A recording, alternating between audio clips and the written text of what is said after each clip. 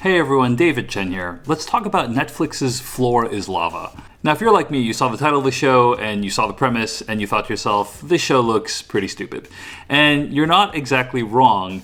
That's what I thought, but one day I decided, hey, let me just throw it on the TV and see what it's like. Floor is Lava transforms the childhood game of jumping all over your furniture and pretending the floor is lava into an actual game show in which teams of 3 contestants try to traverse across a room that's loaded with obstacles, all the while trying to prevent themselves from dropping into the floor, which is made out of lava, or in this case, some kind of liquidy substance that looks like lava but is actually probably mostly water. I started watching the show with pretty low expectations, but then I got to the end of the first episode and I started realizing some of the genius of the show. And for me, one of the big parts of the show that's great is the fact that you have no idea who's going to win each level. I mean, you see the different teams and you get introduced to them and you see their dynamic. And I thought for sure when I was watching the first episode, like, oh, it's those guys that are going to win, the guys that are like super jacked and trained, and obviously they're going to have a big advantage. And they didn't win. And I was like, whoa, that's a pretty interesting way of subverting expectations, you know? This isn't necessarily like a regular obstacle course game show where the most athletic or live person wins. It relies a lot on ingenuity and teamwork and a little bit of luck. I really appreciated not knowing kind of the unpredictability of it, and that's something that I think is great about the show. The show is also kind of charming because it feels both extremely cheap and extremely expensive at the same time. For instance, on the cheap end, they clearly use the same room over and over again, and it looks like the same room. I think in concept, it's supposed to be like different rooms of an eccentric millionaire, you know, and you kind of explore different facets of their interests, but in reality it just looks like the same room with like slightly different set dressing, and that's kind of almost hilarious in a way because of the fact that it's just we're clearly looking at the same room all the time. Another thing that feels cheap about the show is the contestants all wear their own clothes. Like they just show up on set, I guess, with whatever they think is best that day, and maybe they coordinate, but who knows? The show doesn't give them any uniforms or anything, and I just think that's kind of funny because like it's very obvious that some types of clothing might give you more advantage than others, but you know, the show doesn't care. At the same time as the show feels really cheap, they also do a pretty good job of making the actual game itself feel very cinematic. The camera moves are swooping, and they have like cameras seemingly everywhere, and they seem to be able to catch all the critical moments that are happening when people are crossing the floor to get to the other side. It looks pretty good given what the show is, which is you're seeing 3 people get from one side of the room to the other. There is a great interview over at vulture.com with 2 of the executive producers of the show, Irad Eyal and Megan McGrath.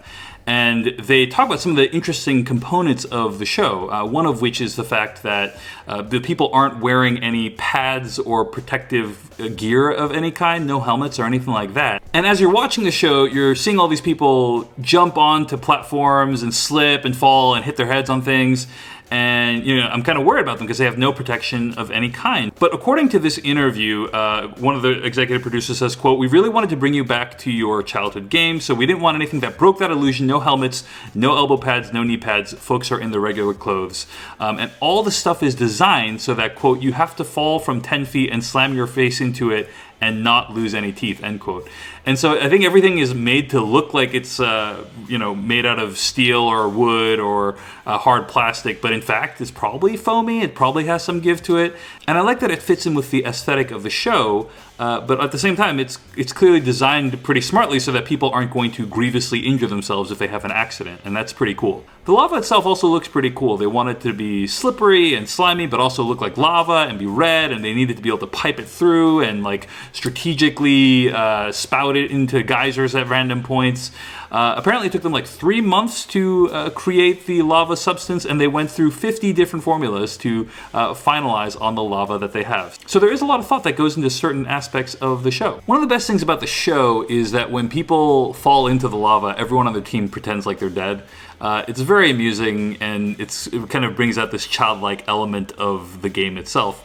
It does raise a few questions though, like when people fall into the lava, who is actually pulling them? Sometimes it feels like they're being pulled underneath.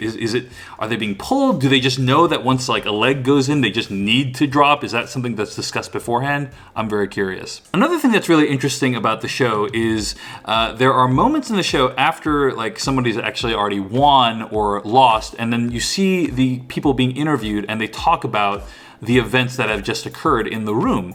But the thing is, they're wearing the same clothes, but the clothes are all dry and completely clean. So I'm like, how does that work? Like, I wonder if they just shot every possible outcome with the people before they actually went into the obstacle course, which would be pretty smart reality TV filmmaking, but also I'd feel extremely deceived. Side note, by the way, I think one of the cheaper / sadder components of the show is that the prize money feels pretty small given the things that the people need to do, aka humiliate themselves on national television, and they're dividing up the money, which is like $10,000 between 3 people.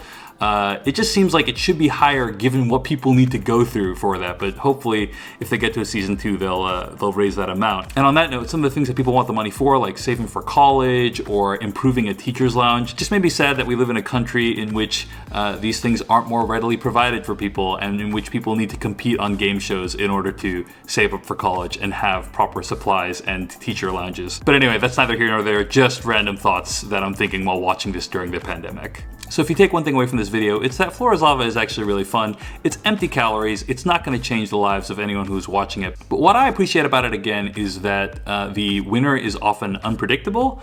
And also it is a level of athleticism that I can aspire to, that is actually achievable for me.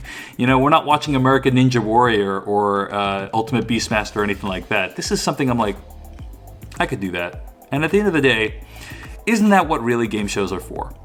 All right, those are my thoughts on Netflix's Floor is Lava. What do you think of the show? Let me know in the comments. Also, I just got a new vlogging camera. I'm using it to shoot this video. It's the Sony ZV-1.